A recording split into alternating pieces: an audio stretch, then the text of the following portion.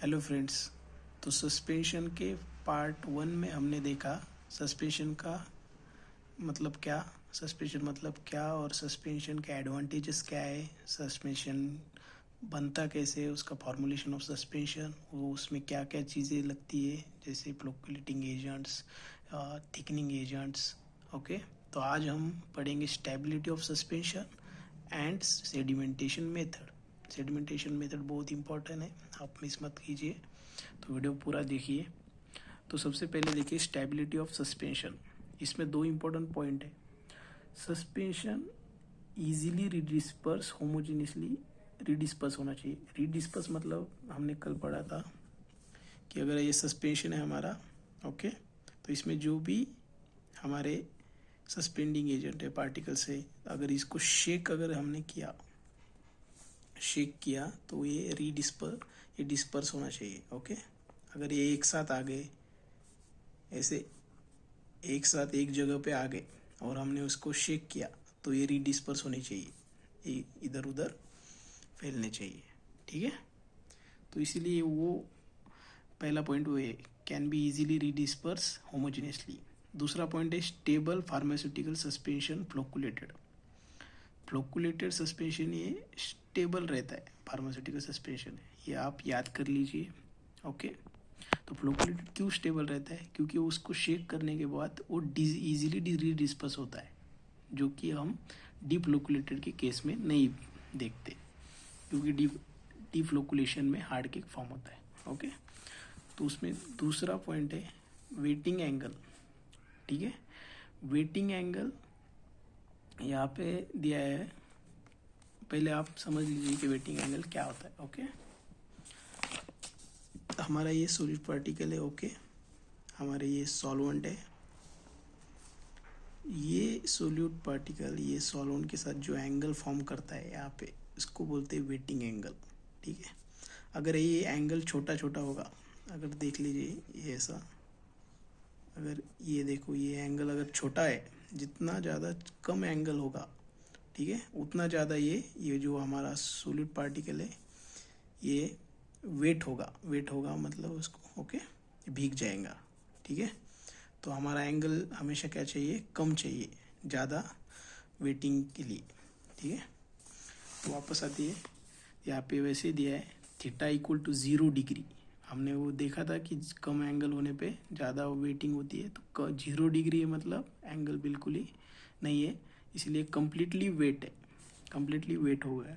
Okay, अपना solid particle. Then theta equal to 90 degree, 90 degree दिया है तो पार्शियली वेट हो गया, और theta equal to 180 degree not wet at all. Okay, wetting edge, तो उसके लिए वेटिंग एंगल के लिए, वेटिंग एजेंट के लिए वो कुछ टेस्ट रहती है। ठीक है, ये टेस्ट, इसमें सबसे इम्पोर्टेंट टेस्ट है ड्रेव्स टेस्ट, ड्रेव्स वेटिंग टेस्ट। ठीक है, ओके, ये सबसे इम्पोर्टेंट है। ये ट्रफ टेस्ट, एम्पिरिक टेस्ट और गॉस टेस्ट, इनको भी याद रखिए, ये जीपैट पॉइंट ऑफ व्यू से सबसे इम्पोर्टेंट है। ओके, देन आता है हमारा पार्टिकल पार्टिकल इंटरेक्शन। तो हम इसमें देखेंगे फ्लोकुलेशन में और डिफ्लोकुलेशन में क्या होता है, कैसे इंटरेक्शन है। तो फ्लोकुलेशन में जो पार्टिकल है तो उनका सेपरेशन बहुत ज़्यादा रहता है, 1000 to 2000 एंगस्ट्रॉम सेपरेशन रहता है, इसीलिए क्योंकि वो लूजली पैक रहते हैं। यहाँ पे हमने देखा कल कि वो हमारे सस्पेंशन में यहाँ पे नीचे फ्लोक्यूल्स फॉर्म हो गए थे ऐसे। ठीक है, अगर ये फ्लोक्यूल्स ऐसे फॉर्म हो गए, ये अपना हमारे पार्टिकल्स थे, इनमें बहुत सारा ये सेपरेट रहता है, तो ये हमने यहाँ पे देखा 1000 to 2000 एंगस्ट्रॉम। ठीक है, एंगस्ट्रॉम इतनी इससे ये सेपरेट रहते।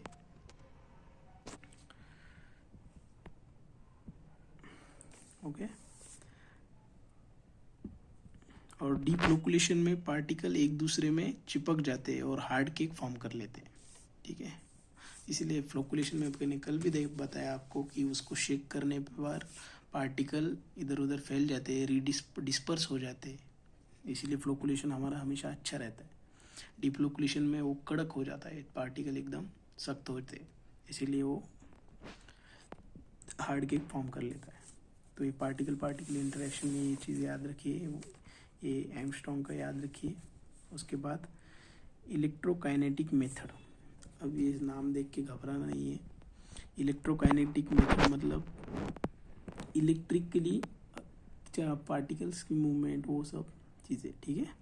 उसमें सबसे याद रखना है जीटा पोटेंशियल, ठीक है, और surface electrical charge helpful to find out the stability of suspension. Okay, ये जीटा पोटेंशियल हमारे सस्पेंशन के लिए अच्छा नहीं होता है। तो अगर जीटा पोटेंशियल अगर ज़्यादा है तो इतनी चीज़ याद रखो कि जीटा पोटेंशियल ज़्यादा है तो कोलाइडल डिस्पर्शन स्टेबल है और ये एग्लोमरेशन प्रोसेस को प्रिवेंट करता है, ठीक है। एग्लोमरेशन प्रोसेस क्या होती है बाद में हम एक्सप्लेन करेंगे। पहले देखिए, डिफ्लोकुलेशन का जीटा पोटेंशियल सबसे हाई है, ये आप याद रखिए, ये पॉइंट को जीपैट पॉइंट ऑफ व्यू से बहुत है इंपॉर्टेंट पॉइंट है। देन सेकंड हम आते हैं सेडिमेंटेशन मेथड पे, जो कि सबसे ज़्यादा इम्पोर्टेंट है। Sedimentation method is the most important parameter in evaluation stability of suspension। Suspension की स्टेबिलिटी के लिए सबसे इम्पोर्टेंट चीज़ है सेडिमेंटेशन मेथड। तो सेडिमेंटेशन मेथड में ये सेडिमेंटेशन वॉल्यूम की 3 फार्मूले है। ओके, पहला ultimate volume of sediment divided by initial volume of sediment, इसको आप याद कर लीजिए। फिर सेकंड है 1 minus no sedimentation, 0 minus complete sedimentation, ठीक है। तो याद करने के लिए ये सबसे इम्पोर्टेंट फार्मूला है। पहले आप देखेंगे rate of sedimentation express bye Stokes law.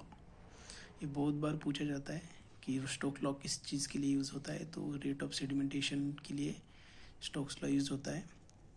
Okay, और उसमें ये इक्वेशन सबसे ज़्यादा पूछा जाता है, D by D T equal to D capital D square in bracket d1 minus d2 small g divided by 18n। Okay, तो ये dc by dt होता है रेट ऑफ सेडिमेंटेशन। ओके, ये कैपिटल डी रहता है डायमीटर और ये d1 minus d2 ये डेंसिटी का डिफरेंस है। d1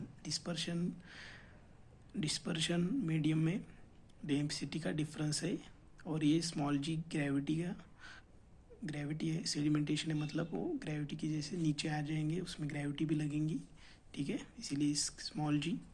देन आता है 18n यानी इज द विस्कोसिटी। आप देखिए प्रीवियस ईयर के क्वेश्चन पेपर्स में, उसमें ऐसे फार्मूले दिया, बहुत सारे फार्मूले दिए थे और ये फार्मूला पहचानने के लिए आपको आइडेंटिफाई करना था ये फार्मूला। तो उसमें यहाँ पे कुछ मल्टीप्लिकेशन, डिवीजन, ऐसा कुछ दिया था, ठीक है। तो आपको यहाँ पे याद रखना है कि डिफरेंस है। ओके, बाद में आते हैं कंडीशन क्या है, स्टोक्स लॉ। स्टोक्स लॉ कब अप्लाई हो सकता है? सबसे पहले याद रखिए कि स्टोक्स लॉ सिर्फ डाइल्यूट सस्पेंशन के लिए अप्लाई होता है। तो उसमें पार्टिकल की साइज स्फेरिकल चाहिए, पहली कंडीशन। दूसरी कंडीशन है पार्टिकल इंडिपेंडेंटली फ्रीली और सेटल होनी चाहिए, ठीक है। और डाइल्यूट सस्पेंशन के लिए ये अप्लाई होता है और उसमें डाइल्यूट सस्पेंशन के लिए सॉलिड कितना परसेंट चाहिए, 0.5 to 2% सॉलिड चाहिए अकॉर्डिंग टू स्टोक्स लॉ, ठीक है।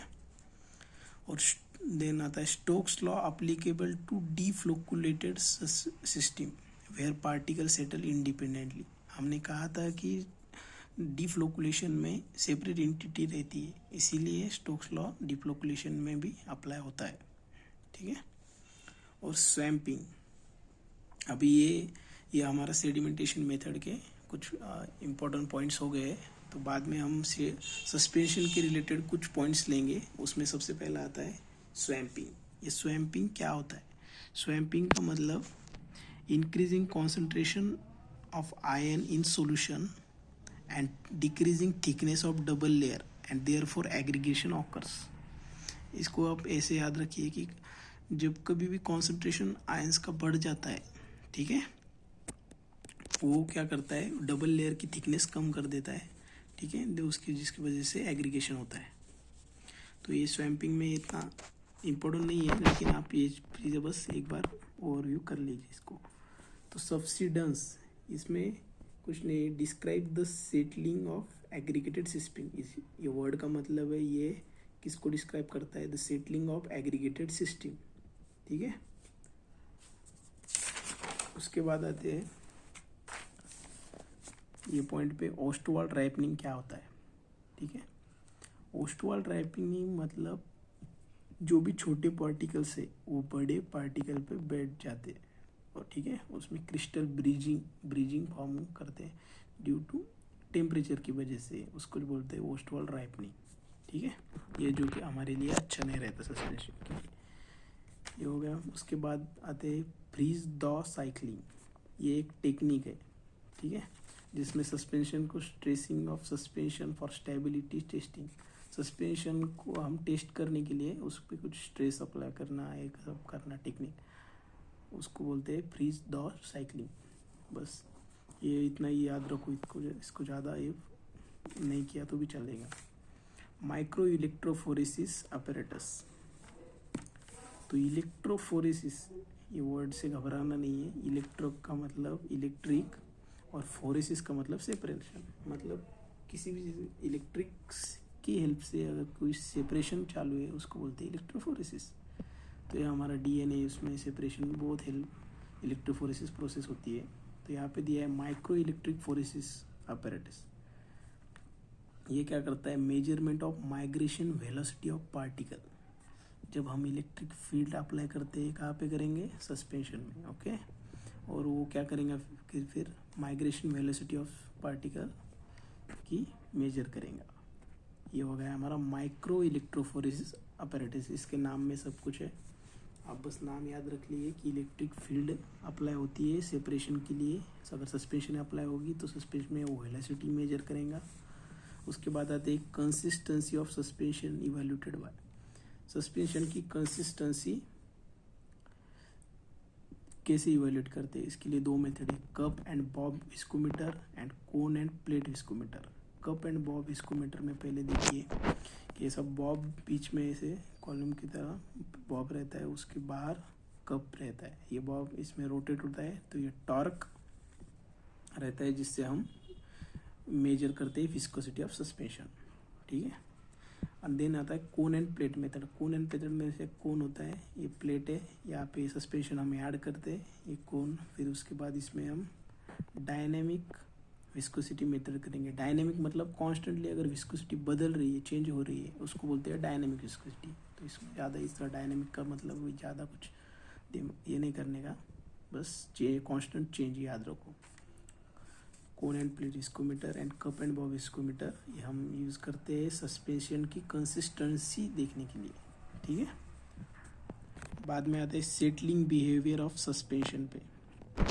सेटलिंग बिहेवियर, सेटल टाइम में कैसे बिहेवियर होता है सस्पेंशन, उसको ब्रुकफील्ड विस्कोमीटर यूज़ करते हैं, इतना याद रखो, टी स्पिंडल। और दो टर्म्स है, इसको भी थोड़ा और भी कर लो। लेविगेशन मतलब particle size reduction by grinding, and pulverization मतलब प्रोसेस ऑफ पाउडरिंग, ठीक है। ये हो गया है अपना पार्ट 2 ऑफ सस्पेंशन। आपको इसमें कुछ भी गलत लगा, कुछ भी कोई पॉइंट मिसिंग लगा तो आप मुझे कमेंट करके बता दीजिए। अगर वीडियो अच्छा लगा तो लाइक करें, सब्सक्राइब करें, ठीक है। Thank you.